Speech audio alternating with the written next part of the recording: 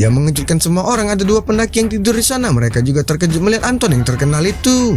Namun Anton tidak punya waktu untuk mengobrol dengan mereka. Ia bertukar sapa singkat dan melanjutkan pendakian. Pukul 06.50 Anton memasuki area serpian berongga sekitar 300 meter dari segitiga. Area ini karena struktur batuannya yang longgar dan cenderung runtuh, membutuhkan bergeseran berat badan yang sering dan secara luas dianggap sebagai salah satu pendaki yang paling berbahaya di dunia. Separuh pertama area serpi berongga juga mengandalkan tonjolan kecil untuk pendakian. Sementara separuh kedua hanya bisa didaki melalui celah-celah batu. Setelah mendaki lebih dari 200 meter, ia mencapai retakan raksasa.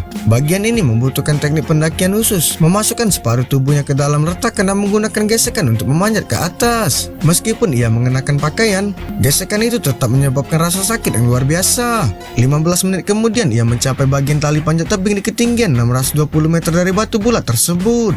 Bagian ini hanya sepanjang 3 meter tapi sangat berbahaya. Bisa dibilang bagian tersulit dari seluruh pendakian solo bebas batu bulat tersebut. Selama latihan sebelumnya dengan tali pengaman, langkah-langkahnya sangat rumit. Ia harus menggunakan tangan kanannya untuk meraih titik tumpu guna menopang seluruh berat badannya, lalu menggunakan tangan kirinya untuk menopang dirinya di permukaan batu. Berikutnya adalah bagian tersulit dari bagian tali runtuh batu. Ia harus melintasi hampir 1 meter tanpa penyangga di antaranya.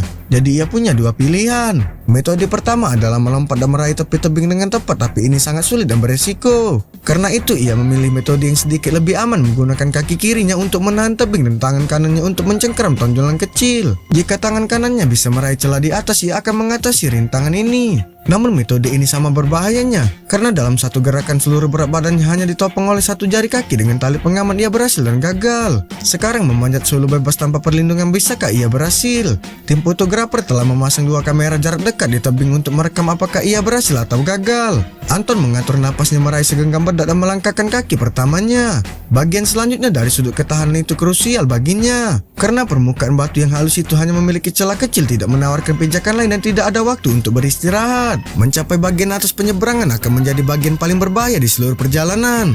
Ia kini hampir sepenuhnya tergantung di tepi tebing, sedikit saja mundur berarti jatuh. Di ketinggian lebih dari 700 meter, ia harus berpegang erat bahkan pada tonjolan terkecil sekalipun tanpa istirahat atau berhenti, dan sudutnya sangat sulit. Untungnya Anton berhasil melewati bagian tersulit, tapi semua orang masih menahan napas karena tanpa peralatan keselamatan tantangan tidak akan berakhir sampai ia mencapai puncak tebing. Hidup hanya sekali, tidak ada kesempatan kedua. Ini adalah hari puncak Anton. Akhirnya ia menyelesaikan tantangan itu. Saksikan keseruan lainnya tetap di Snack Video Bikin Semua Bikin.